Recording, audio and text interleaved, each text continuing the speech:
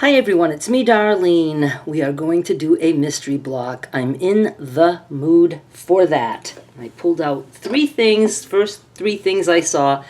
They do not belong together at all, these prints, but we're going to make them be together. This is going to be block number 11. Not sure if you're watching this series or not. The playlist link will be in the description of this video and also on the end screen.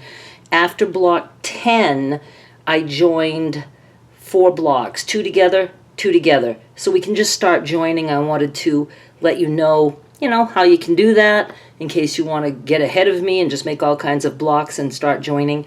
And now I'm going to make maybe a few more blocks and then we'll join again. I'll just jump in and join again. So please subscribe and make sure you are watching this series.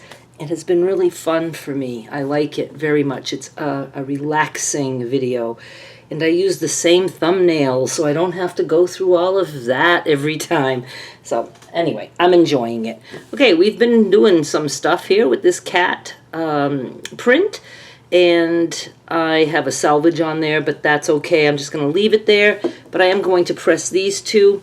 I'd like to sew this to this, and I do have the ripped edge there. So if I want, I'll just, what I'll do is, I want it in that direction because I think most of the cats, I don't know, doesn't really matter.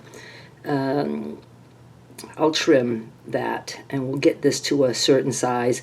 And I'd like to sew these two together, but I need something up here, so I just grabbed this. So let me iron, and I'll tell you what we have for sizes. Let's start with this. This is 3 inches wide by 4 inches tall. This is, let's just say 1.5 inches this way. What I'm going to do is just put this on here and let it stick out on both ends, and I'm going to hop off and then I'll trim it. As a reminder, if you want to hear my sewing machine, you like that, it's very ASMR-ish for you, I do that in my crumb chat videos. Now look, I had trimmed this, and this actually now is going to fit perfectly here. So this one is 2 3/4 by 5. And we're just going to do like that. Right there. This ended up being a 5-inch square. Now we need to find other stuff. I have this that I like, and this has been in some of the other blocks, so we can repeat that. And then look, I like this little guy. So let me figure out what we're doing with these.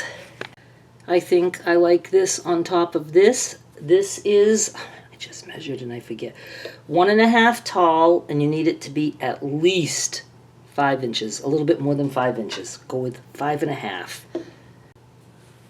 And I'm just going to sew right there. I didn't even trim this. I'm using it as is.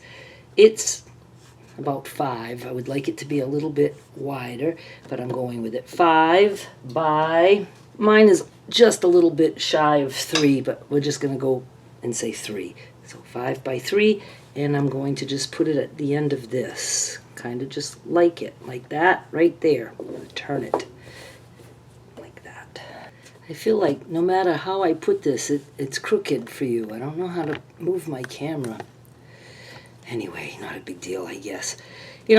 Sometimes we can just leave the block like this. I'm telling you that we can make rectangular blocks, especially when we're just piecing them in all kinds of different ways. But, oh yeah, this way.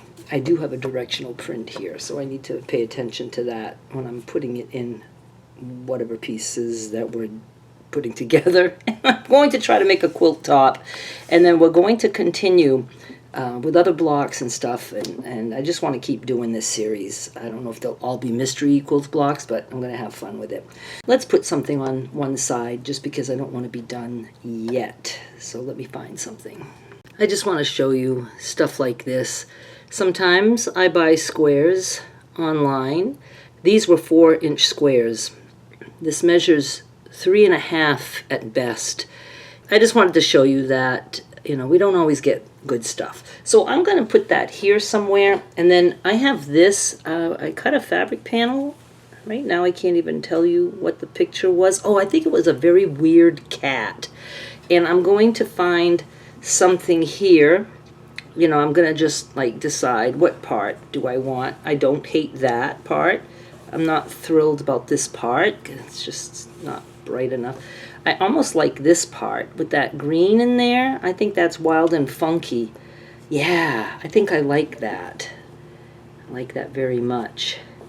I could just put that whole thing, but I'm going to make it scrappier, and I think I'll do something like that. So let me cut, and I'll give you the sizes, and I'm going to trim this guy too, I think. I was able to get a 3.5 inch square out of that. So just get a 3.5 inch square, and then this guy is 3.5 by 6.5. And that'll give us some wiggle room. So I'm going to sew this to this. Right there. Now we have this, and I've got some wiggle room, but see, I don't want these two seams to match up. So I'm going to go down like this. I'm going to use all of the blue, and then I guess I'll lose some of this down here. This way the seams won't match up, because I like seams that don't match up. Right there. This is what I have so far. And we're going to be done. So I'm going to put this on my mat, I'm going to trim it, and I'll let you know what size it turns out to be. I was able to get 8 across by 8.5 tall. I'm really going to embrace the rectangles, because why trim something before you need to? Maybe we'll need this exact size. If not, if it needs to be shorter this way, look, we have all this big, you know, wide edge at the bottom. We could take off a whole inch if we want. Now, I wouldn't want to trim on this side because we have that little, you know, piece here. So always look for the best side. Always try to think of your blocks as having 2 good sides to trim on. I can trim here and I can trim here because this is very wide. 8 wide by 8.5 tall is what I got. And if yours is smaller or bigger, that's okay, because if you watched the video where we join, you have all the freedom in the world with these blocks, and they're all going to fit for you.